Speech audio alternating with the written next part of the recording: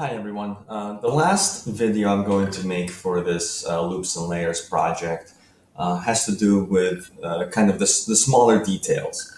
So instead of just like in the beginning, just inserting loops, making sure we're on the right, on the right section where we have the 8 measure section from 1 to 9, and then 9 to 16, or ending at 17, and then section B 17 to 24, and then the last section. I showed you how to kind of look for effects and the smaller audio clips, just kind of to make a little more, more detail and just something more, a little more different than just kind of repeating the same loops over and over. The last part has to do with automation. Automation is this little button over here at the very top. Hopefully you can see it. But when you click, it changes a lot of things. So my kind of the default setting, I'll just zoom in over here so you can see a little bit, is kind of general, like a flat line you can see in the bottom tracks. You can see it's just a flat line. That means that nothing has changed. Nothing is being, different. Nothing is being adjusted. So everything is kind of default at 0. And what you can do with this is you can, instead of, if you turn this off, I'll be turning this on and off. So you can see that I have, if I have this last guitar bit, right? This one section that I played only once. There was no volume adjustment, right? It's just at 0 when I bring it in, and I can make it louder, I can make it quieter, but it's going to adjust the entire track. What if I want to, what if I want to make just this kind of middle section? What if I want to make just this section louder or quieter?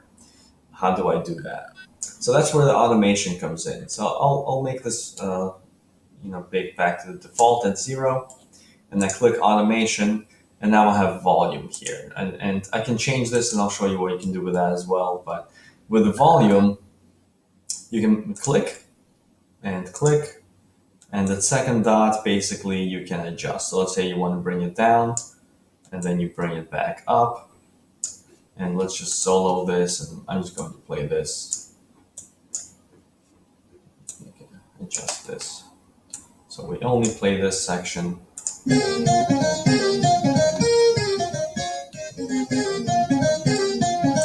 was a little too quick. I'm not sure if you really got the feel for that. So it's going to look like this, right? Just to really exaggerate it, right? I'm starting at the high volume, and then I bring it down. Let's say we do something like this, right?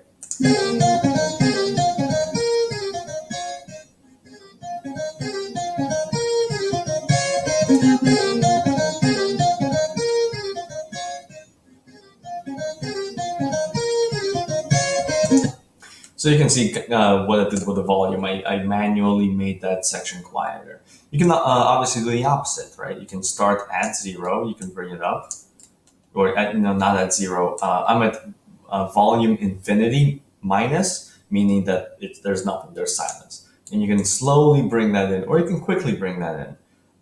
Or you can kind of do like a manual thing where, you can do something like this. You can do a manual fade, something like this, and you kind of maybe bring it up and then bring it down, and then maybe you want to slowly bring that up towards the end, something like this. So you can really make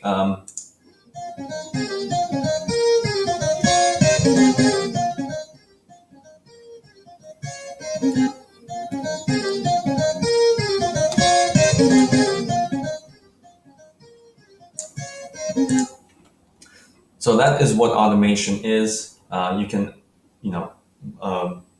adjust the volume in specific sections of the entire project instead of just adjusting small sections. Instead of adjusting the entire track, you can adjust the smaller sections. So you can see, for example, this. I'm going to just turn this off. So you can see as I kind of fade in the guitar, and just to make it a little more interesting, I'm going to slowly fade it, and then I'm going to quickly fade it in. So that's what a fade in is. You start from 0, right? Start from 0, and then you slowly bring it up And then a fade out is when you have something at the very top, and then you bring it down. So you can see I kind of did that with the guitar here.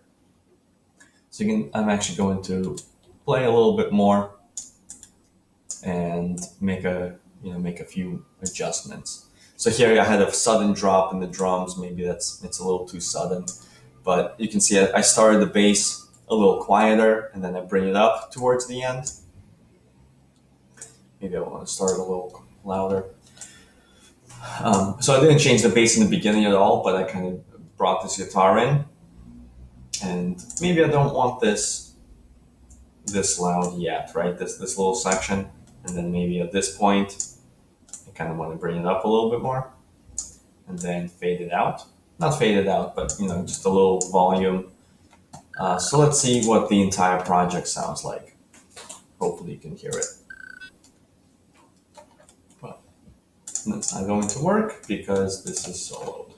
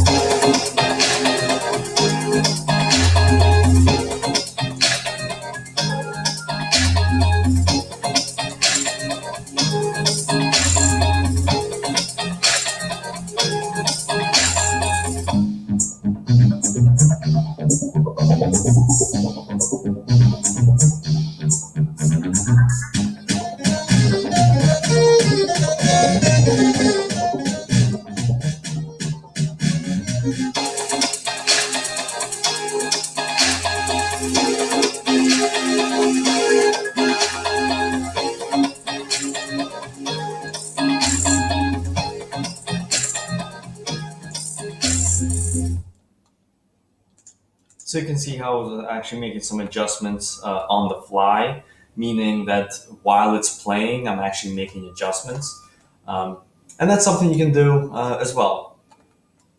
The other part of the automation is that you can also change the panning. Panning is again, the same as you do, for the entire track, you can do for panning. Panning is really when you're more listening on the headphones, where you have a left and the right and left and the right. So the default setting here, you can see there's a left and a right. So the pan, you can actually, if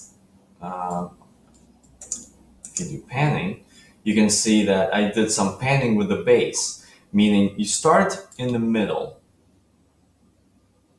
and then it goes plus 50, which is going to I think it's the left side. Let's solo this.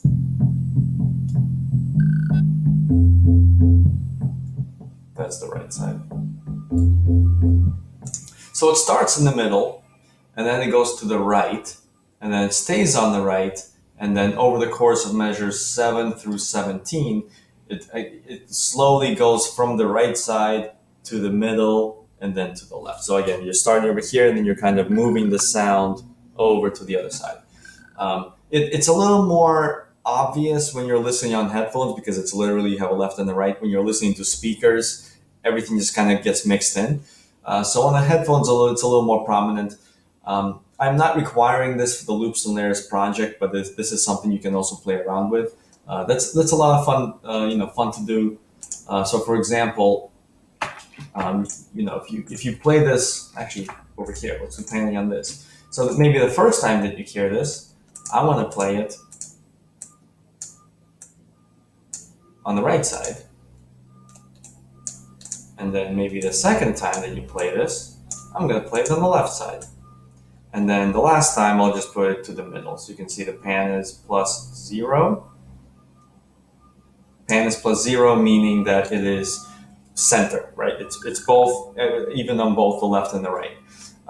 If you have the panning one side versus the other side, I'm not sure if you'll be able to hear this, through the speakers, the way that it's set up.